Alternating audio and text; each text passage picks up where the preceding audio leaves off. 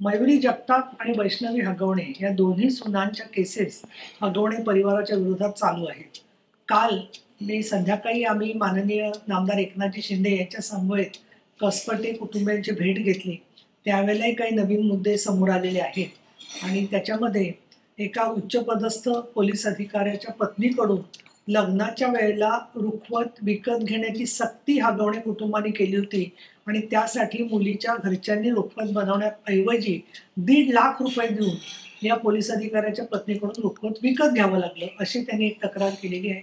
ती मी रात्री सन्माननीय पोलीस आयुक्त पिंपरी चिंचवड यांच्याशी तपशीलवार बोललेली आहे. त्याचबरोबर मयुरी जगताप या त्यांच्या दुसऱ्या सुनेशी माझं तपशीलवार जे बोलणं झालं त्यातलेही मुद्दे मी पोलीस आयुक्तांच्या नजरेस आणलेले आहेत. या दोन्ही कुटुंबांमधलं दोन्ही केसेसमधलं छळ करण्याची पद्धती जर का पाहिली तर त्याच्यामध्ये त्यातली क्रूरता आणि कायदा धाब्यावर बसण्याची प्रवृत्ती दिसून येते. या पार्श्वभूमीवरती जे चार्जशीट मयुरी जगतापच्या केसमध्ये प्रलंबित आहे ते लवकरात लवकर व्हावं ही अपेक्षा मी व्यक्त केल्यावर ते चार्जशीट अंतिम टप्प्यामध्ये आहे असं त्यांनी मला सांगितलेलं आहे. त्या दृष्टिकोनातून हा गुन्हा जो आहे मयुरी जगतापचा, तिने जी तक्रार केली होती 354ची, ती पौड पोलीस स्टेशनकडून पिंपरी चिंचवड पोलीस आयुक्तालयात वर्ग करण्यात आलेली आहे. ॲडव्होकेट राजेश कावेडिया आणि ॲडव्होकेट उज्ज्वला पवार ही 2 नावं पोलिसांच्याकडून पुढल्या प्रक्रियेमध्ये आहेत. परंतु मयुरी जगतापची केस लवकरच उभी राहील तर त्या केसमध्ये सुद्धा सरकारी वकिलांची आवश्यकता भासणार आहे आणि म्हणून विशेष सरकारी वकील नेमावेत या संदर्भात सुद्धा माझं पिंपरी चिंचवडच्या पोलीस अधिकाऱ्यांशी बोलणं झालेलं आहे.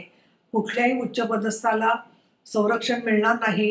केवळ त्यांनी हस्तक्षेप केलाच नव्हे तर साक्षी पुराव्यात सुद्धा काही वेगळ्या पद्धतीने हस्तक्षेप केला असेल तर त्याची देखील गंभीर दखल घेतली जाईल, हे शासनाने त्याच्यामध्ये टाकलेलं आहे. या संदर्भामध्ये माननीय नामदार देवेंद्र फडणवीस आणि माननीय नामदार एकनाथ शिंदे यांच्याकडे दोन्ही बाजूने आलेली जी माहिती आहे ती मी सोपवणार आहे. पण त्याचबरोबर राज्य महिला आयोगाच्या संदर्भात जो मोठा वादंग सुरू आहे त्या संदर्भात देखील मला स्पष्ट करणं आवश्यक वाटतं की एखाद्या यंत्रणेची कार्यपद्धती अधिक चांगली व्हावी हा हेतू असेल तर त्याच्यामध्ये त्याला राजकीय हेतू असं म्हणता येणार नाही. निदान माझा कुठलाही राजकीय हेतू नाही. राज्य महिला आयोगाचं काम करत असताना सामाजिक संस्थांना विश्वासात घेण्याच्या बरोबर विविध कायद्यांच्या मध्ये काय बदल करायला पाहिजे, त्याचबरोबर दोषसिद्धीचं प्रमाण महाराष्ट्रामध्ये वाढावं या दृष्टिकोनातून आपण काय प्रयत्न करू शकतो. ज्या महिलांना न्याय मिळालाय, कोर्टामध्ये न्याय मिळालाय, पण त्यांचं पुनर्वसन बाकी आहे, त्या पुनर्वसनाचं काम सुद्धा राज्य महिला आयोगाने करणं अपेक्षित आहे. जर का राज्य महिला आयोगाकडे तेवढी यंत्रणा पुरेशी नसेल तर त्यांना अधिक निधी देणं, अधिक कर्मचारी देणं, अधिक मोठ्या प्रमाणात त्यांना व्यापकता मिळवून देणं आणि त्यांचे सदस्य नेमणं ही त्याच्यावरची उत्तरं आहेत. आणि त्यामुळे मला असं वाटतं की या महिला अत्याचाराच्या प्रश्नाचं भांडवल करण्यापेक्षा समाजामध्ये अशी शिक्षा करणाऱ्यांना न्याय मिळावा असं नव्हे तर फक्त त्या महिलेच्या बद्दल परत कुणाला त्रास द्यायची हिंमत होणार नाही अशा पद्धतीने भूमिका घेतली पाहिजे. नुकतीच नाशिकमध्ये सुद्धा एका नवविवाहित महिलेची, उच्च शिक्षित महिलेचा आत्महत्या झाल्याची घटना एक माडीवाले कुटुंबात झाली होती. आता अजून एक घटना समोर आलेली आहे. त्याचबरोबर राजगुरुनगरमध्ये एका 10 वर्षाच्या मुलीवरती तिच्यावरती लैंगिक अत्याचाराची घटना सुद्धा समोर आलेली आहे. या पार्श्वभूमीवरती आम्हाला जिथे जिथे शक्य होईल त्याचा आम्ही त्या पाठपुरावा करणार आहोत.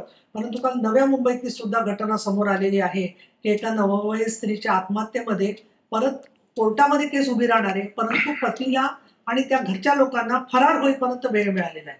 तर हे जिथे जिथे घडतंय दुर्दैवाने की महिलांच्या आत्महत्या होत आहेत तिथे त्यातले आरोपाशी संबंधित असलेल्या लोकांना फरार होण्यासाठी वेळ मिळता कामा नये हा पूर्ण महाराष्ट्राच्या साठीचा आवश्यक अशी सूचना आणि मी निर्देश या ठिकाणी देते.